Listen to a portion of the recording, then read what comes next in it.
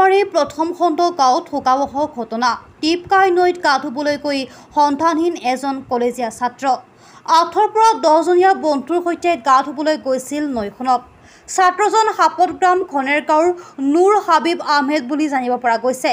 নুৰ হাবিব সাপতগ্ৰাম মহাবিদ্যালয়ৰ স্নাতক দ্বিতীয় ষান্মাসিকত অধ্যয়নৰত আছিল। ঘটনাস্থলীত সাপতগ্ৰাম আৰক্ষীৰ লগতে SDRF বাহিনী উপস্থিত হৈ চলাইছে উদ্ধাৰ অভিযান। অদ্যাপি উদ্ধাৰ হোৱা নাই সন্তানহীন ছাত্ৰজন। News desk report, any express 30।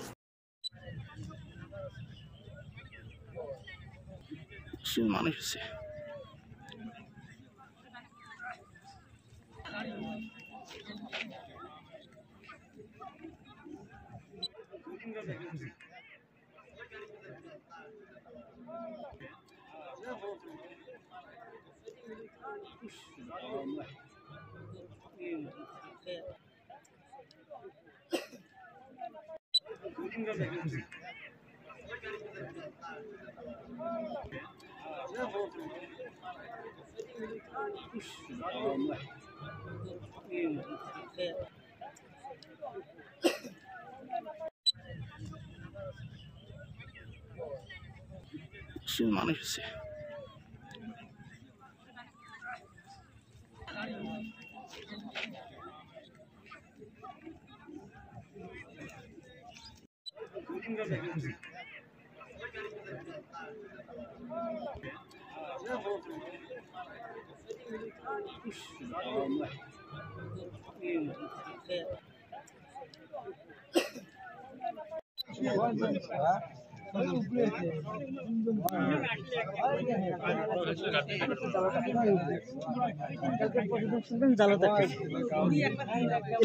দেখছেন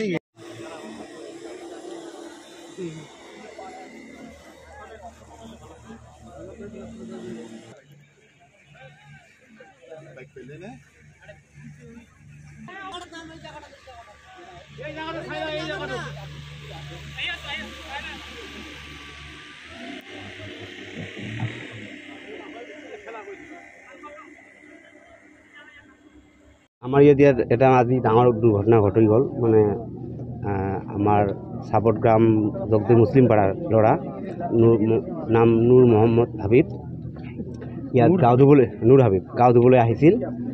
কেইজনমান বন্ধু বান্ধৱৰ লগত প্ৰায় 8-10জন বাইক লৈ আহিছিল। আহি মানে গা ধুবৰ কাৰণে আহিছিল। আহোঁতে মানে তেখেতে পানীত ডুবিছিল। ডুবাৰ পিছত ল'ৰাটো খোজ পোৱা নাই এতিয়ালৈকে। আমাৰ SDRF বাহিনী আহিছে, পুলিচ বাহিনী আহিছে। আমি এইখিনি জানি পাইছোঁ। ল'ৰাটো সাপতগ্ৰাম কলেজত পঢ়ে, 2nd ছেমিষ্টাৰত। ল'ৰাটোৰ নাম নুৰ হাবিব। এইখিনিয়ে মই জানি পাইছোঁ। নদীখনৰ নাম টিপকাই। এইখিনি জাগা খুটনামাৰী পাৰ্ট 1।